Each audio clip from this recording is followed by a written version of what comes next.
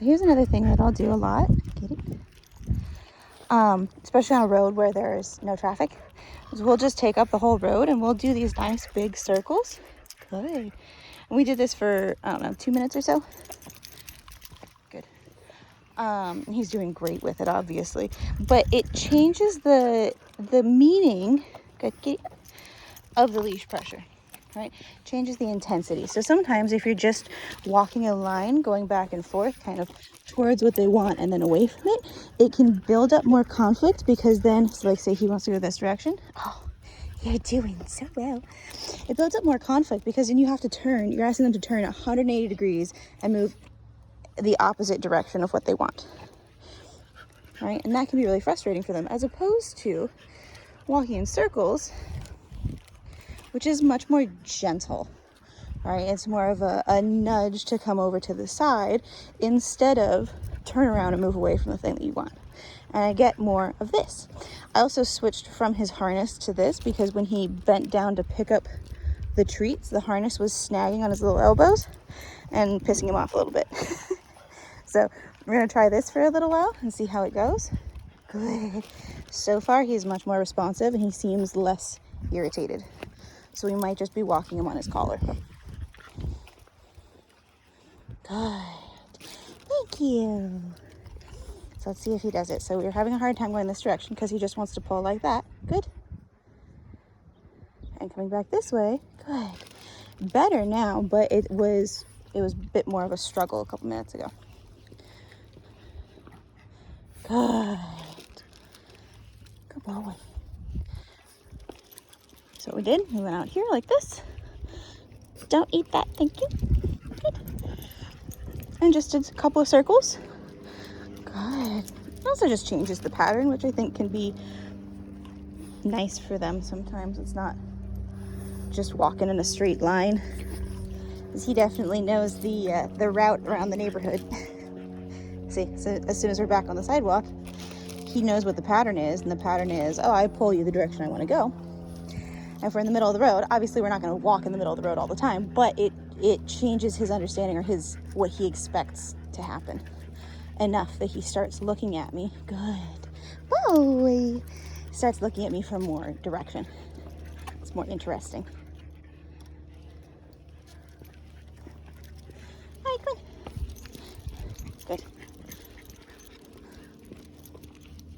Good. Good. The other thing about the other thing about going in a circle is it changes the direction of the pressure.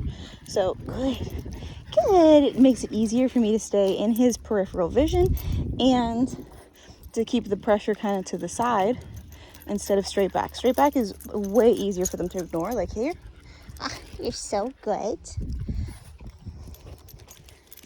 Get on the sidewalk. I'll do it again. That's easy to ignore because he can pull against it with his whole body, versus pressure to the side is much more difficult to brace against. They're not used to it. It kind of tips them off balance a lot more. Good. Get it.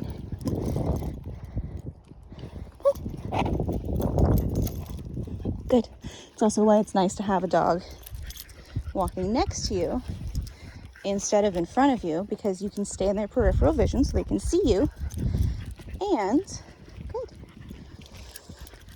The pressure is more difficult for them to ignore, so they have to pay attention to the leash a little bit more. Good. Good. Like if you ever watched Cesar Millan, he would have somebody do a pop to the side because it knocked your dog off balance. I don't do a lot of leash pops, but same principle. Do we need a break? Go ahead. Okay, so the same thing. He wants to pull that direction. Good. Having a softer turn is easier. It's a big kind of open turn like this, as opposed to having him turn that way. He's doing it now. Yeah. Because we've been working on this again for another 30 seconds or so. But good. Anything to break that pattern. Right, there he goes. Oh, okay. Good job. Still moving forward. Good. Good. It's just a light turn instead of a full 180. There we go again. Good. Good. Thank you. And he just kind of gets stuck in his autopilot. Isn't a terrible thing. I mean, it's pretty common. Come here, we're tangled. Good. Good. This way. Good. So he just needs a little help getting out of that. Good.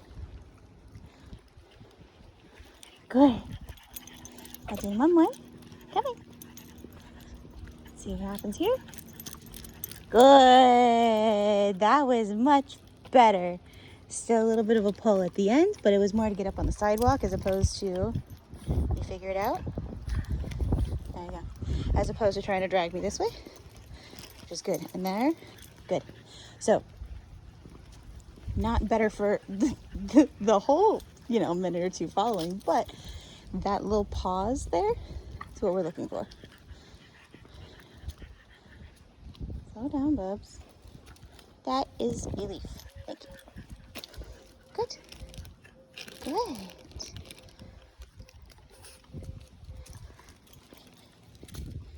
Good. Good boy. Good. All right. So the other thing is that took a decent amount of energy. He's not used to thinking this hard when he's walking. So he's probably going to need a little break here. So if he wants to sniff things, that's great. Good. Or he might just stand in the shade for a minute or two. Another deep breath. Again, I will take deep breaths when I know that my dog needs to take a deep breath because they're social and sometimes they'll do it, especially if you've got a good relationship with them. But he's not used to stopping.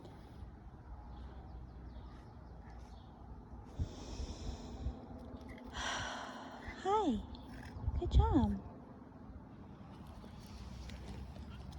Good. All right, so here he might hang out for a minute or he might go straight back that other direction to pull again. Let's see. Better. Good. Can you untangle that last leg?